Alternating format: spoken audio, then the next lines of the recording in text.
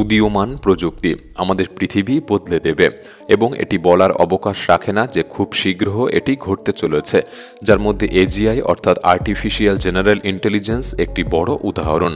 কারণ এজিআই সম্পূর্ণ মানুষের মতো শিখতে এবং বিভিন্ন সমস্যা সমাধান করতে পারে, যা বর্তমান এআইয়ের থেকেও অনেক বেশি শক্তিশালী।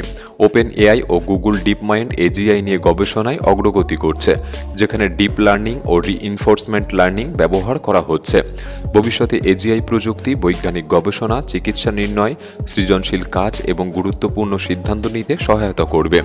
এটি শিল্পক্ষেত্রে জটিল কাজকে সহজ করবে এবং অটোমেটিক করে সময় ও দক্ষতা বাড়াবে। এজিআই সুপার ইন্টেলিজেন্ট এআইকেও আরও উন্নত করবে, যা মানুষের বুদ্ধিমত্তার চেয়ে লক্ষ গুণ বেশি ক্ষমতা সম্পন্ন হয়ে সমাজে বিপ্লব আনবে।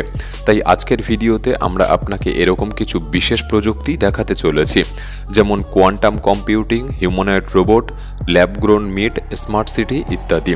তাই ভিডিওটি সম্পূর্ণ দেখার অনুরোধ রইল। আর নতুন বন্ধুরা অবশ্যই পাশে থাকা সাবস্ক্রাইব লেখাটি প্রেস করে বেল আইকনের অল অপশান সিলেক্ট করুন। Humanoid robot. হিউম্যানয়েড রোবটের ক্ষেত্রে বর্তমান অগ্রগতি তাদের ক্ষমতার সীমা ছাড়িয়ে গিয়েছে, যা তাদেরকে আরও বহুমুখী, ইন্টারঅ্যাক্টিভ এবং হুবহু মানুষের মতো করে তুলছে। মানুষের শরীরের গঠন ও আচরণ অনুকরণ করার জন্য তৈরি হিউম্যানয়েড রোবটগুলির যান্ত্রিক নকশা, সেন্সরি ইনপুট ও জ্ঞানীয় প্রক্রিয়াকরণ ক্ষমতা বড়সড় উন্নতি করা হচ্ছে। তাদের চলাফেরা ও ভারসাম্যের ক্ষেত্রে একটি বড় অগ্রগতি দেখা গেছে। আধুনিক হিউম্যানয়েড রোবট সেন্সর, অ্যাকচুয়েটর এবং জটিল অ্যালগরিদমের সমন্বয়ে মানুষের মতো হাঁটার গতি ও ভারসাম্য বজায় রাখতে পারে। এটি তাদের বিভিন্ন ভূখণ্ডে চলাচল ও সিঁড়ি বেয়ে ওঠা এবং ব্যাকফ্লিপ করার মতো কাজ করতে সক্ষম করেছে। প্রত্যাশা করা হচ্ছে বোস্টন ডায়নামিক এবং টেসলা ভবিষ্যতের উন্নত রোবোটিক্সের ক্ষেত্রে শীর্ষে থাকবে।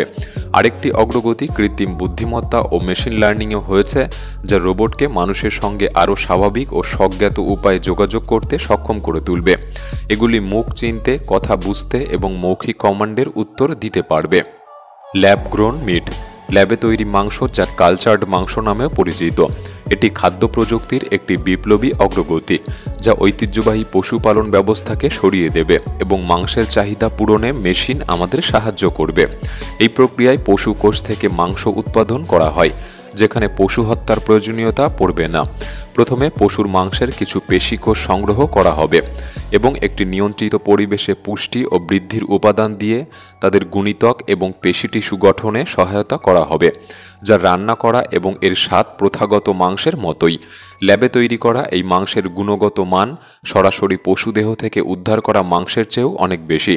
বর্তমানে এই প্রক্রিয়াটির স্কেল এবং দক্ষতা বাড়ানো হচ্ছে, যা উৎপাদনের খরচকে কম করবে এবং ল্যাবে তৈরি এই মাংস আরও বাস্তবসম্মত বিকল্প। ক্রিসপার জিন এডিটিং।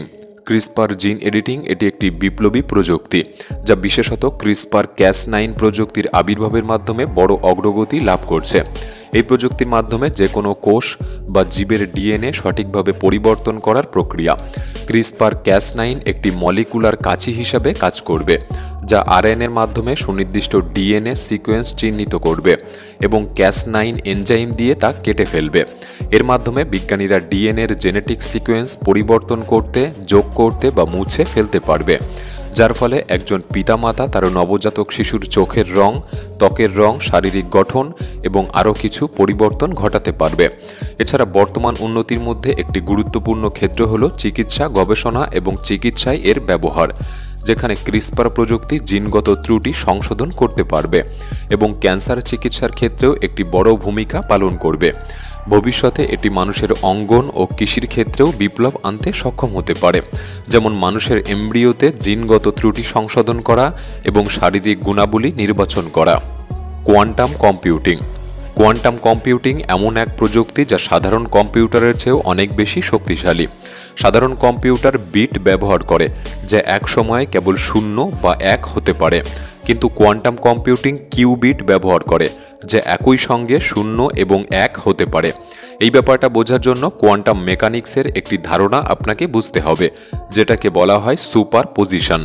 সাধারণ কম্পিউটারের বিট কেবল 2টি অবস্থায় থাকতে পারে, 0 বা 1, কিন্তু কোয়ান্টাম কম্পিউটারের কিউবিট একই সঙ্গে 0 এবং 1 দুই অবস্থাতেই থাকতে পারে, যেমন ধরুন আপনি একটি কয়েন ঘোরাচ্ছেন, সেটা না পুরোপুরি হেড না পুরোপুরি টেল বা দুটোই হতে পারে। এই ঝুলন্ত অবস্থাটাই হলো সুপার পজিশন।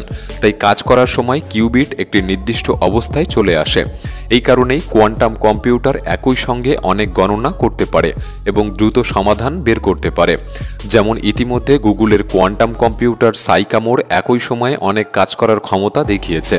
এটি মাত্র 200 সেকেন্ডে এমন একটি কাজ করেছে যা পৃথিবীর সবচেয়ে শক্তিশালী সুপার কম্পিউটারের পক্ষেও হাজারো বছর লেগে যেত। ভবিষ্যতে কোয়ান্টাম কম্পিউটিং বিভিন্ন ক্ষেত্রে বিপ্লব আনতে পারে। এটি ক্রিপ্টোগ্রাফি, ওষুধ আবিষ্কার এবং জটিল সমস্যার সমাধানে কাজে লাগবে। মেশিন লার্নিং ও ডেটা বিশ্লেষণও এটি নতুন সুযোগ তৈরি করবে। তবে এখনও অনেক বাধা রয়েছে, যেমন কিউবিটকে আরও স্থিতিশীল করা এবং ত্রুটি কমানো, যা ঠিক করা এখনও বাকি রয়েছে।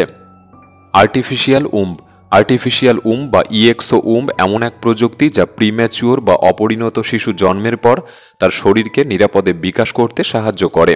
এটি মাতৃগর্ভের মতো একটি কৃত্রিম পরিবেশ তৈরি করে, যেখানে শিশুকে পুষ্টি, অক্সিজেন সরবরাহ এবং বর্জ্য অপসারণে ব্যবস্থা রয়েছে।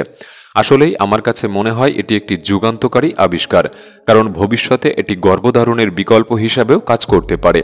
এমনকি যারা গর্ভধারণে অক্ষম বা সমলিঙ্গের দম্পতি, তারাও এর সাহায্যে সন্তান নিতে পারবেন। এবং মহাকাশে যেখানে প্রাকৃতিক গর্ভধারণ সম্ভব নয়, সেখানেও এই প্রযুক্তি কাজে লাগতে পারে। এটি নবজাতক যত্ন বা প্রজনন প্রযুক্তিতে বড় পরিবর্তন আনতে চলেছে। Smart city. ভবিষ্যতে স্মার্ট সিটি এমন এক শহর হবে যেখানে প্রযুক্তি ব্যবহার করে মানুষের জীবনকে সহজ ও উন্নত করা হবে।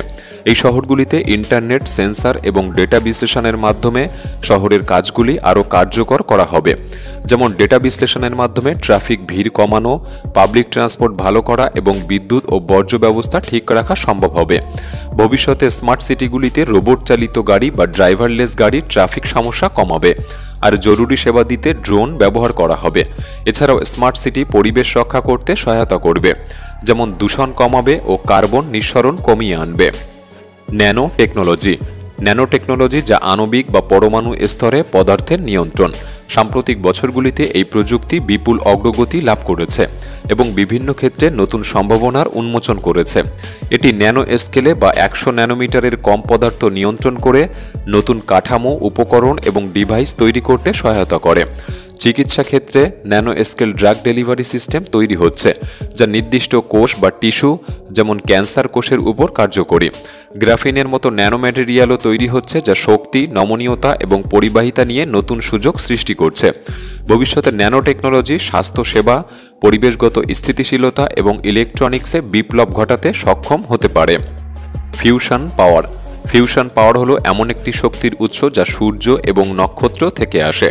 এটি তখন ঘটে যখন দুটি হালকা পারমাণবিক নিউক্লিয়াস, যেমন ডিউটেরিয়াম এবং ট্রাইটেরিয়াম, একত্রিত হয়ে একটি ভারী নিউক্লিয়াস তৈরি করে। এই প্রক্রিয়ায় প্রচুর শক্তি উৎপন্ন হয়।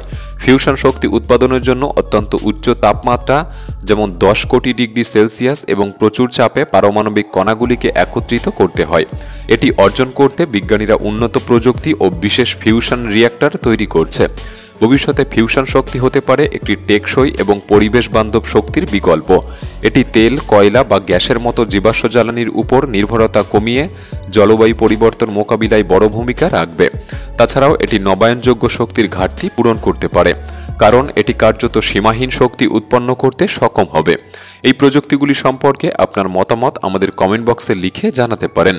আজকের এই ভিডিওটি ভালো লাগলে একটি লাইক করতে পারেন। তাহলে দেখা হচ্ছে পরবর্তী নতুন একটি এপিসোডে। ধন্যবাদ।